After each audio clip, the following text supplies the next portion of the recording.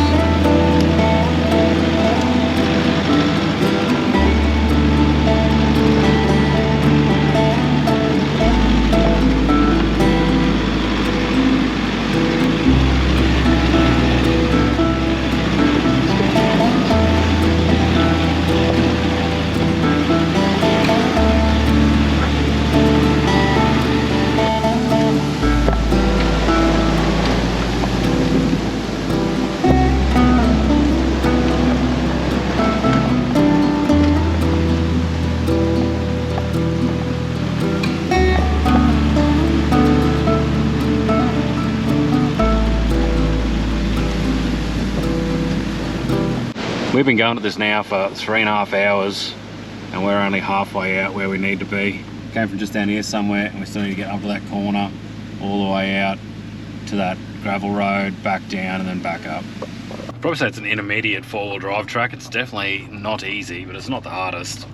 But you definitely want to make sure you've got recovery gear and a decent kitted out four-wheel drive, because some of the crossings are quite sharp. You're smashing your belly plates and rock sliders and that sort of stuff. So yeah, if you got the four-wheel drive for it though, definitely worth it. But I'd probably allow spending 2 nights in here, just in case you want to take your time and enjoy it. But we're trying to make some kilometres so we can keep with their schedule. So we'll keep punching on and hopefully the road gets better and better and we can get out of here and get on the PDR and head north. After 4.5 hours of pretty intermediate track at like 10k an hour, we're finally out Cape Melville National Park that way, Cooktown that way via the Starcke-Wakooka Track. That's where we just come from, and it looks like finally we're back out on a proper graded road with cat's eyes on the side and all that sort of stuff, road markers. Feels like an autobahn after being on that shit for, yeah, 5 hours plus yesterday. So yeah, we're gonna have a quick break, stretch the legs, and then start punching some kilometres back that way towards Kelpower Crossing.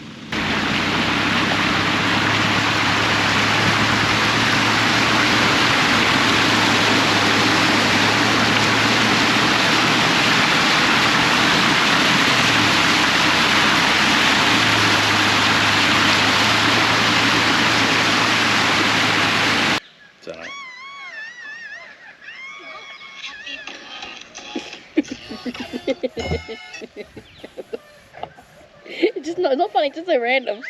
Watch. Dad.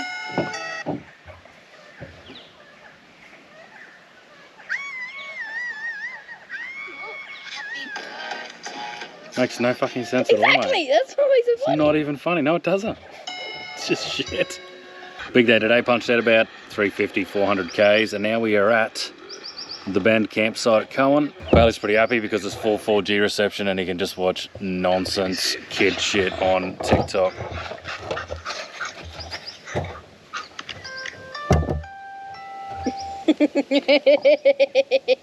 It's not even funny, dude. What is this shit? The dog got out before I rang the doorbell. I'm not remembering his head. Yeah, it's kind of funny. Anyway, God help me, should have camped somewhere with no phone reception. Anyway, I need to upload some shit as well. Have a few lemon squashes, cook up a feed and crash out. Make some more Ks tomorrow. We're heading, what, Archer River then Chile Beach. Bit shaken up after being in the car. Anyway. Back on the road again today. This time it's only a pretty short run and look at any points of interest along the way. Heading from Cohen to Chile Beach for the night.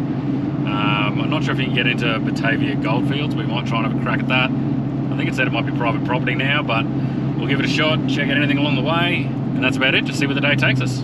At the moment we're on the bitumen, which is just about to end.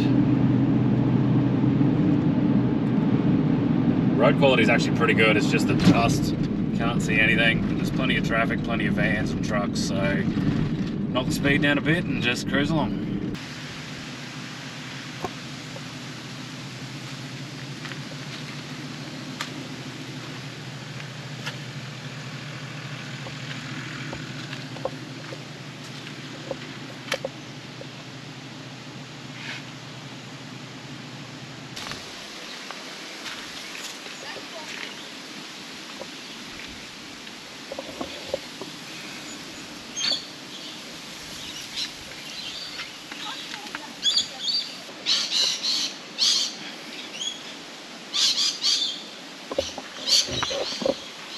I think maybe this is some sort of belt-driven crusher, maybe, for crushing ore, crushing rock for processing, would be my guess, but I'm no expert. But that is my uneducated guess. What else is around here? Hard to tell what some of this stuff is, but that's like a leaf spring folded over very tightly with some sort of spring tension. And looks like this bit here originally pivoted, but that's a drive coupling on that end. I wonder what the hell that did. There's literally just bits of stuff strewn everywhere, all through the scrub. 44-gallon drums, bits of brackets and machinery and God knows what.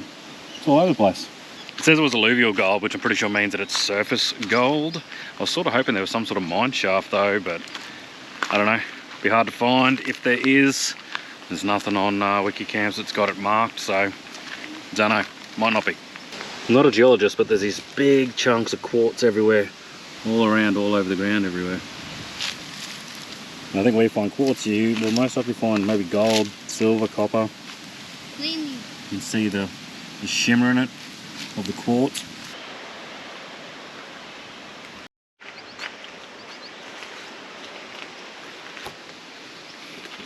So the boiler tubes inside the boiler that would have run this big, like a steam locomotive. Who's it made by? Marshall Sons and Co, Gainsborough and London. Pretty wild. This is probably all made overseas and shipped over on boats to come do this.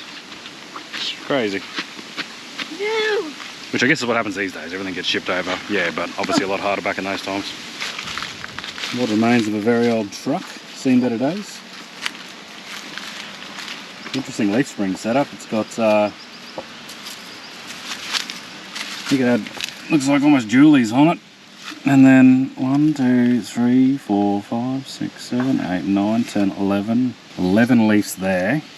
Plus a 1, 2, 3, 4, 5, 6, 7, 8, 9. Plus a 10 leaf helper spring on top. Yeah, I can do that one.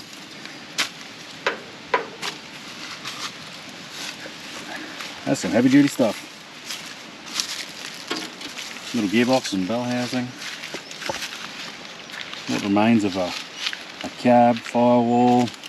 Oh, you can even see the firing order on the engine there. It's a pretty cool little quick stop if you've got half an hour to spare. Just duck off the side of the road there. It's a little bit of a tight, pokey track. I wouldn't pull a camper trailer or a caravan through there for sure. You probably won't fit. But anyway, now it's time to belt out another, I think it might be 24k to the Pasco River crossing. So let's go check that out.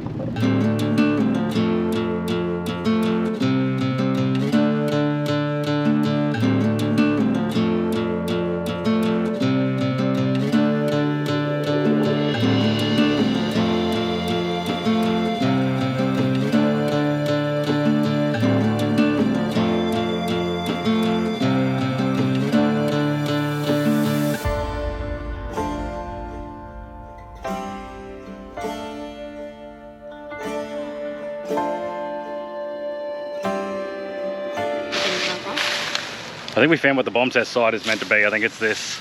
There's an old hut piled up in amongst the tall grass.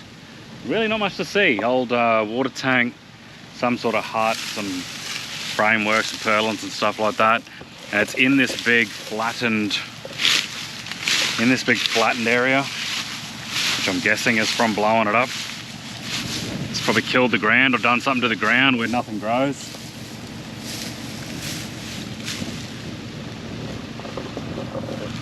just like a big crater sort of area, but there's really no track in here. You're driving through tall grass. Where's the actual bomb site? This is it, it's all grown back. Did he not say that he had a plan to see a track? Yeah, that was the track we just did in here. Not much here really. Just looks like some sort of meadow in the grass. Wouldn't be a bomb. Bummer. I was hoping for something cool. We made it to Chile Beach for the night. I knew it was going to be windy, but it is windy as. We had booked sites 14 and 15, but we're both going to squash it at 15 because over here it is howling wind. It's even worse out on the beach. But if you walk a couple of meters this way, and there's like a bit of a lull here behind these trees and bushes, so both of us are going to hide in here for the night and it should be all right. Got the tops of the rooftop tent facing against the wind, and we should be all right. We're going to have a couple of cold beverages, kick back on the beach, cook up some dinner, crash out, and make a plan for Frenchman's Track tomorrow. Beautiful place, but it is blowing its ass off. Got all these rope swings in the trees here. Heap of islands and shoals all the way out around the front. I don't think I'll be getting any drone footage here, that's for sure. Not unless it chills out tonight or in the morning. Maybe first thing in the morning, hopefully the breeze is down, can get a couple of drone shots.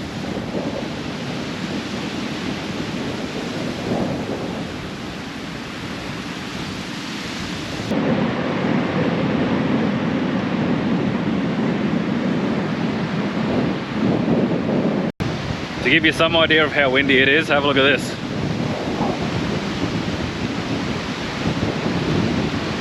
It's wild, eh?